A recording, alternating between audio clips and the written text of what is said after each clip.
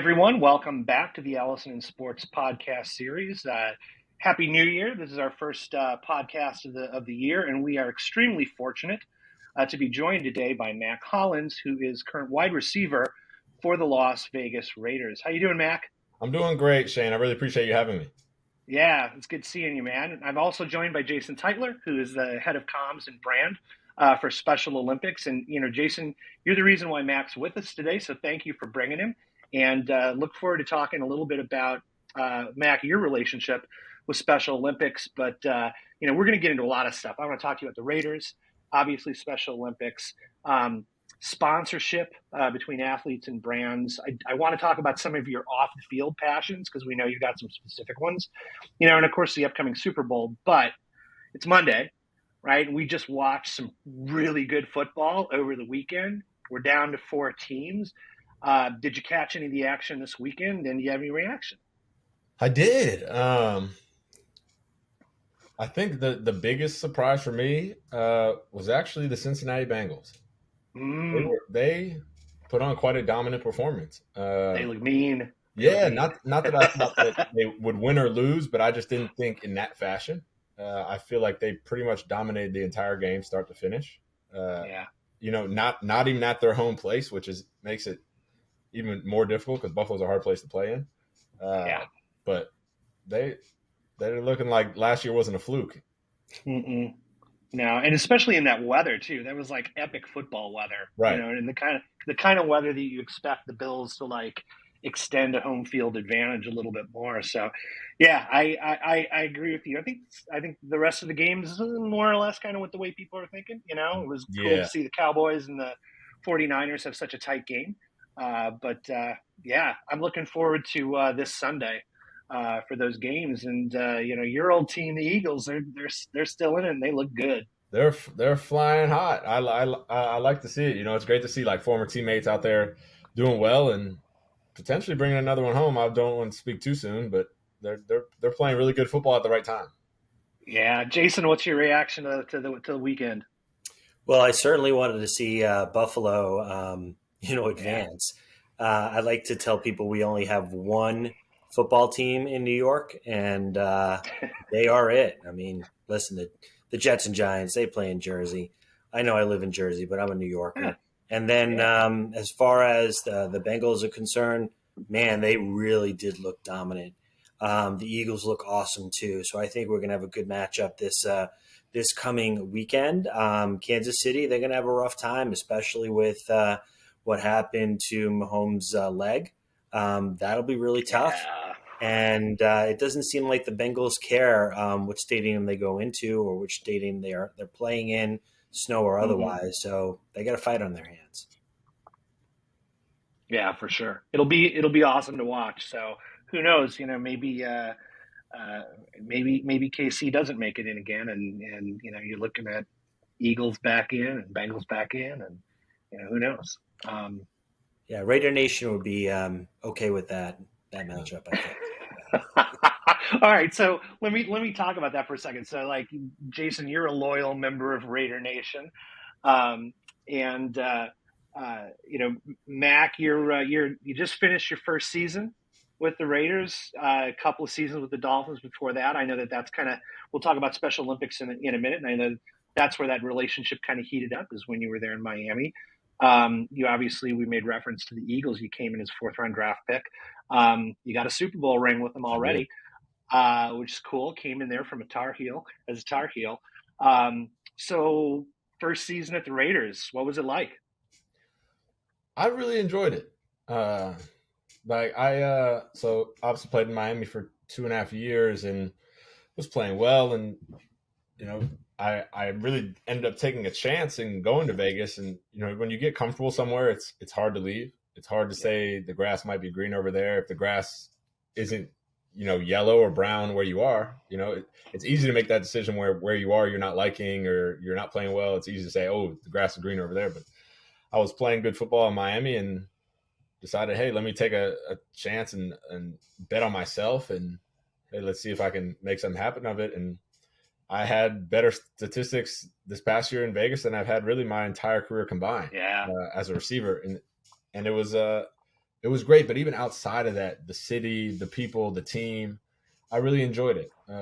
Like I really enjoyed living there and getting to know people and just vibing there. And it's obviously it's a different environment. I live in Florida, but it's in a different environment, different humidity. Not as many animals as I'd like. You know, I love the snakes and lizards that crawl around Florida everywhere I walk. But you know, that's something I can give up for the quality of the people there. So I really did enjoy it. That's awesome. That's awesome. Well, I mean, like I hear you're a snake collector yourself, right? Yeah, so I have three snakes. So I have two. My son has one. So two Mhm. ball pythons that are, I'd say, mine's older, so he's about 4.5, 5 feet. Okay. My son's is probably 3.5, 4 feet, and then I have a Colombian sun globe boa that is, Wow. ooh, she's coming up on 12 feet, probably 11.5 feet right now. So she's a big girl. How in the world did you get into this? Was it South Florida or was it before? Oh, it was before. Okay. I've always been big into animals, and like I'm also big, not just having them, but you know, treating them right. And I've always thought animals have no ulterior motives. They live. They are what they are. You know. And when I got the snakes, it was because in college and the NFL, when you go to training camp, you leave for a month to go to a hotel. The whole team stays at this hotel, Right. and Right. obviously no dogs allowed. And guys would get these dogs in college, and you know it's cool to. I would love to have a dog. I had dogs growing up, but when you're leaving for a month, who takes care of the dog? Like either a Yeah. girlfriend or a buddy or a cousin, and nobody wants to take care of a puppy every day, especially Yeah. if it's not yours. So all of a sudden, you have this dog sitting at your house, and your girlfriend or buddy all of a sudden misses a taken care of or a walkout, and now you've got torn up couches or pee or poop all over the place.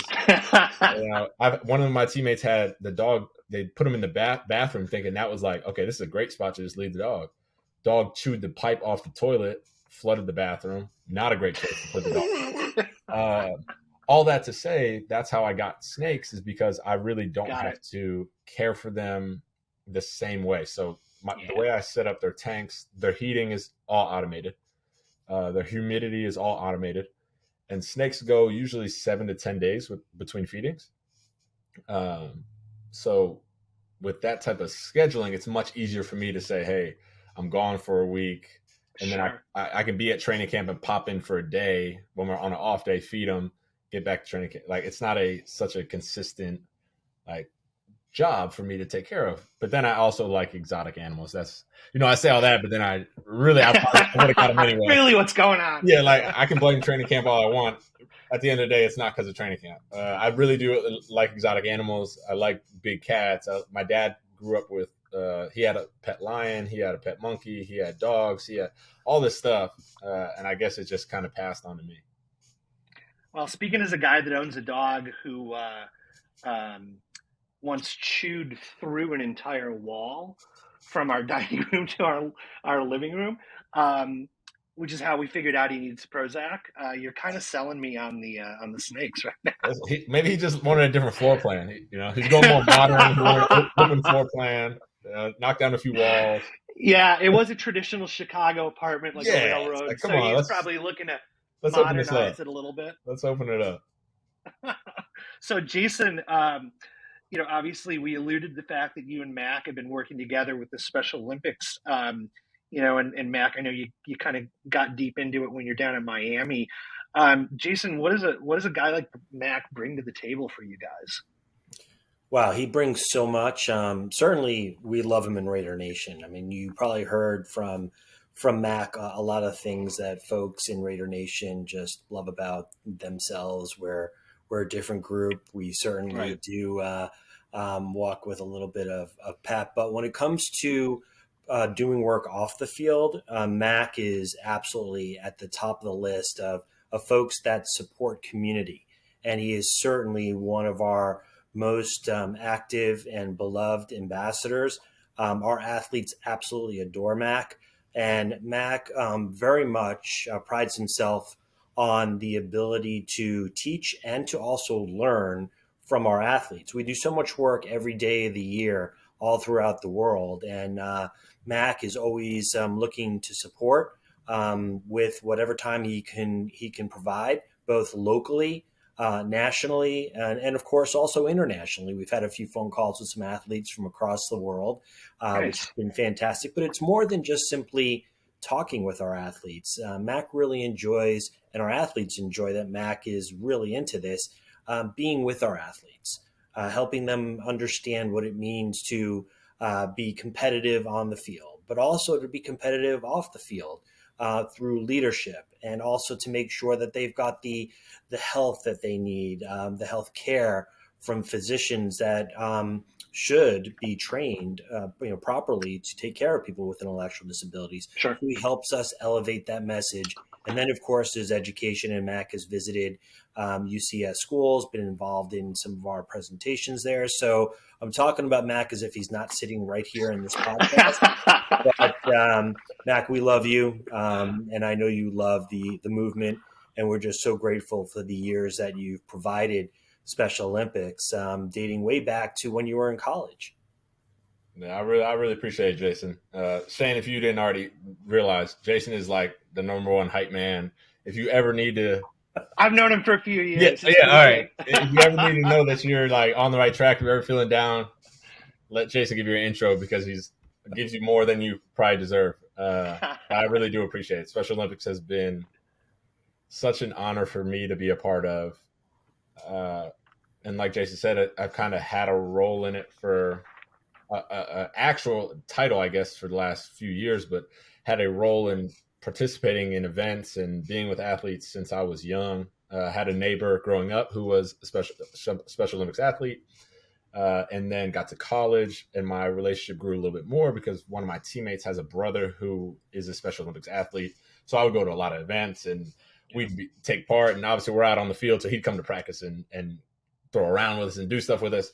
So that relationship with him grew, and just watching how he would interact with players and how it really made the whole team better really is the staple of Unified Champion Schools, and like what their whole mission is getting everybody together, getting those with and without intellectual disabilities together, and bringing the best out of both sides. Whereas, when we grew up and when you all grew up, it was, hey, separate everybody, because that's what's best. It's best to have everybody down in their own lane, and that way nobody's interfering, and nothing could be further from the truth. And being able to see that firsthand and experience it firsthand has been such a blessing. So I am forever thankful to Special Olympics and for them, letting me be a part of their organization. Wow, so it's the power of inclusion, right? Yeah, absolutely. So, Jason, you mentioned that like Mack's been involved, on the health, but also the education front. Mack, like you do stuff on your own outside of Raiders, outside of Special Olympics. Like I'm looking at your Fast Facts Friday. I know you got a book club. Like talk a little bit about that. Yeah, so education has, for me, always been something that's really important. Like I'm a big believer in you're never too old to learn, you're never too young to teach. And then I also have always thought, school is just the structure, but education is what's important. There's people that learn all the time that aren't in school. Like just because you're in school doesn't mean you're learning, and just because you're out of school doesn't mean you're not learning. I think learning happens all over the place. School just happens to facilitate it. But education has been, since I was young, really important to me. And as I got older and I started playing football and grew my platform and realized the impact that I had on people, I realized, hey, how can I use my platform for good? So when I was in Philly, got hurt, and when you get hurt, you get into like, the light color in a hospital. It's almost like white light. Like it's the furthest thing from the sun in a hospital. So like I kind of got in that type of mood where I was like walking through the building and like I just see like white light, and I'm just like all down all the time because I'm rehabbing. And it's the same thing over and over, and wasn't getting healthy, and so many things were just stacking. So what I ended up doing was I was like, okay, let me start reading, and I hated reading. not a fan of reading. Like I was like the biggest, just watch the movie. Like, it's way quicker. Like I can get everything out of it that quick. Like why am I reading 1,000-page Harry Potter when I could just watch a 2.5-hour movie? Boy, was I wrong. So I ended up starting to read, and I have now become one of those. The movie, they ruined it. They ruined the book. I can't believe they would do that. Like, what are they thinking? But that reading turned in like of me reading 10 pages a week, like grueling through it, to reading a book a week for months and months. And what I ended up doing because of that is starting MacBook Mondays, which was every Monday I would post a book of what I was reading. And then the first Monday of the month, I would get dressed up in whatever cover of the book or important thing that happened in the book. So like I dressed up as Nick Foles' daughter. On his book, there's him holding his daughter. There's a jean jacket on, pink bow. Well, I got a jean jacket on. I got a pink bow tied, and I let people guess, like, hey, what book is that? So what book is it? Yeah. And the first 3 people I'd send a book to. So it's like, okay, people see me reading. I'm giving out books. That way people can also read. And maybe they already have the book, so they gift it to somebody else and kind of pass it on. But it gets people engaged and gets people wanting to do something because, hey, this NFL player is doing it. And MacBook Mondays ended up turning into Fast Facts Friday, which was my way of, hey, I can do more random things. Because I think, culture changes and everything's a little quicker, and how fast can you get information on people? But I also always grew up loving Bill Nye, and I was like, well, nobody cares about nobody cares about a VHS anymore. Nobody wants that. Nobody wants to see the teacher rolling that out. That used to be the thing. I used to love it when the teacher did that. But now it's like, how quick can I get information? So I was like, okay, let me start making videos where I just educate people on random things. And I've done things from snakes to alcohol and its effect on the body, hydration and its effect on the body, sleep, dreams, memory, like all types of different things. And I actually, this past Friday was my 100th week of doing it. Oh, wow. Okay. Yeah. So 100 Fridays of Fast Facts, and it's really grown to the point my last video I did on dishwasher hacks. I saw. It was awesome. So that one has, it's like legit helpful. Yeah. Like it's little, it's like, okay, if there's one good fact, like that's going to help somebody. Like that one is my biggest video ever. It almost has 1 million views. And it's like, okay, I've helped 1 million people. Maybe they stumbled upon a different video that they're like, oh, I like this one. So that was the whole goal was, hey, can I educate people in a short amount of time where they pass it on? And I'm throwing 5 things at them, but maybe they just learned 1 thing out of the 5, but great. Maybe they learned 5, even better. But as long as they learn something or they pass it on to somebody like, hey, this is a good video to watch, or hey, check this video out. This is the one that you want to keep. I did my job. So MacBook Mondays turned into Fast Fact Fridays, and it's really been a great road, and I'm excited every Friday to do it. And I even did one on Special Olympics, which is really great. We ended up, awesome. It was an extended one. I had 5 different athletes give facts in the Special Olympics from across the globe, and they did it in their native tongue. So it was great. Like it took a little while, obviously with translating all that, but it came out and it's one of my favorite ones because I got to talk for longer than the 30 seconds that a traditional reel is on Instagram. And I think it's like an almost 2-minute video, and I could just talk and get kind of express my love for Special Olympics and then have the athletes pop on too. So it was good. So so long story short, education is my jam. And Shane, if you don't mind me just interjecting with this, what please. Was incredible about that short instance of talking about what Special Olympics means to folks across the world is that it was Mack's initiative to actually do something on Special Olympics. He wanted to do it because he knew that people weren't familiar with the scope of our work across this planet. The fact that we're in nearly 200 countries and territories, and he had this, and still does, have this great vehicle to be able to educate people. Why not educate people by illustrating the breadth and depth of the Special Olympics by showing the leaders in our athletes, because we're an athlete-led organization, and having them educate his audience about the goodness that Special Olympics brings to people with and without intellectual disabilities. And that's just one instance of Mack's very proactive nature, which is just one of the many reasons why we love him, and certainly look forward to working with him for years to come. Mac, you alluded to this earlier when we were talking about education, that like, the power of a platform of an NFL player is pretty significant, right? Like as a person who is out there really on a weekly basis and more, with you a daily basis, really, in the public eye, you carry a lot of influence potentially, and you know there are a lot of companies out there that like to anchor themselves, right, to athletes like yourself that are doing good things out in the community, have great followings and all of that. But I know that you've got a pretty particular point of view on sponsorship as it relates to, like, as an athlete, how would you evaluate getting in bed with a particular brand?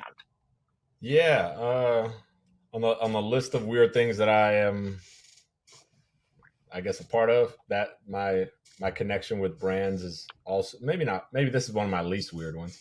I'm just very, I don't know if personal is the word, but Yeah, I know that any brand I work with, I want to have a connection with. I don't want to. The last thing I would want to do is be a part of a brand, and for me to be in public, and some supporter of mine, comes up to me and says, "Hey, I saw you on this," and I'm not doing it. So if I'm a Nike Connect or something, and I'm out in the streets wearing Adidas, or yeah, I'm a big time like Coca-Cola rep and I'm drinking Pepsi. Neither of those things I do anyway. I don't wear shoes, and I don't drink soda. So neither one of those are real neither of those things. are in. But what matters to me is more the relationship. I just, when I'm doing any relationship with any brand, I always want to have a real part in it. Like if I'm gonna post something on my Instagram, I don't want it to be like me sitting there and I like hold some up like here, and then write some long caption that they told me to post, and then at the top it says ad. Like I want to post something that I would post even if I wasn't sponsored by them. And Sure. people to be like, oh dang, what's Mac using on there? Like, oh, what's Mac wearing here? Like, oh, what's Mac drinking here? Like, I don't want it to feel fake and manufactured. And like the main example would be Special Olympics. Like I don't, when I got the opportunity to work with Special Olympics, really I was praying that they would accept me. Like it was, Mm, I didn't need, like I didn't feel like I deserved to be part of Special Olympics. I guess across the entire globe. Who am I? I'm just like some little dude from North Carolina who now in Philly. Like I think maybe the Super Bowl was my way to get like a toe in the door because I didn't even have a whole foot. sure. Like, and now I'm so honored to even be a part of it. So like that relationship right there is the definition of it. Like I could care less if they gave me nothing, like, and they gave me no opportunities to hang out with the athletes, but I could just say like, hey, the relationship is great. That's all I care about. Well, And that's what it's been. The relationship is so important. And I'm like being connected with Jason and knowing and getting to know him and know his family and know all the people that are in his circle. Like that's important to me because yeah. it makes the whole brand connection worthwhile.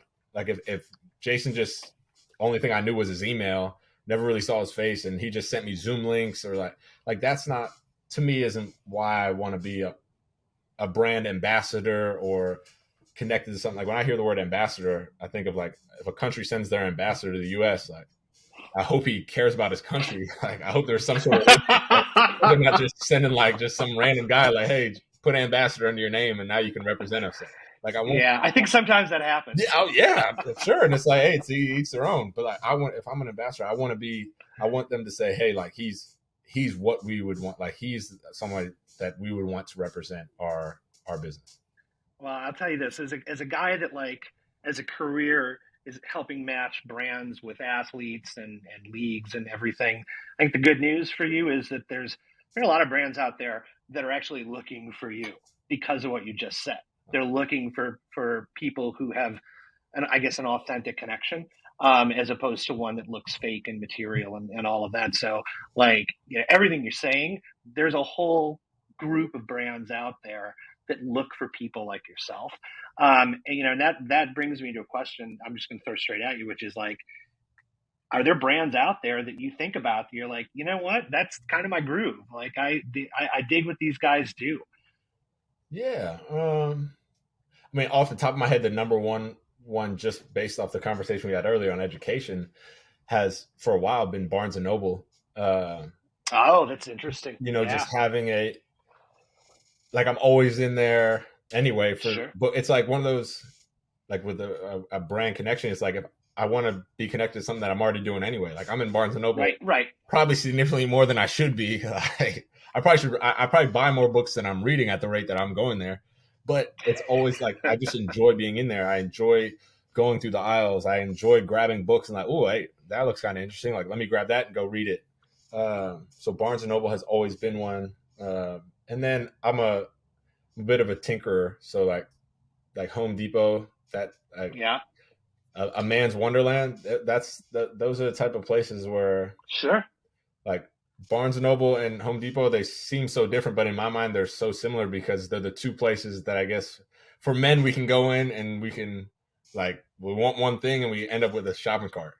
I'm in there every weekend. It's like, yeah, like when you start to know the employees, it's like, what am I doing? Like, this is getting, Oh yeah, it's getting absolutely. ridiculous. Hey Dan. Hey, Yeah, Bob. like Yeah. can you help me out? Like you start helping people in the store. It's like it's getting, you're taking a little. Oh, that's good. Has anyone ever come up to you and been like, yeah, aisle Yeah, and you're 17 and telling them 12. what aisle. It's like I shouldn't be doing this. What am I? Just give me the orange apron. Just give me the Give me apron. the orange apron. What am I doing? Well, no, look, those are two good examples, I think, because like they both reflect very deep elements of your personality and things that you're already interested in, Yeah, as opposed to something like that you're trying to pretend you're interested in. So, no, those are really good examples. All right, so you're headed down to Phoenix with Special yep. Olympics. Probably doing a little Radio Row, I'm assuming. Oh yeah, Yeah, yeah. yeah, I Best do. time of the year, really, because unless I was playing in it, I still Yeah, get to. that would be better. Yeah, that's the one thing that'd be better. But I get to go there. I get to see a whole bunch of people, and then get to spread the word of Special Olympics, which is an easy thing to do and a fun thing to do for me. So we'll do that for the weekend, and then I usually try to sneak out right before the game and Yeah. get back home. That way, the flight's a little cheaper, and I can relax and see it at my own house and pause it when I need to go to the bathroom.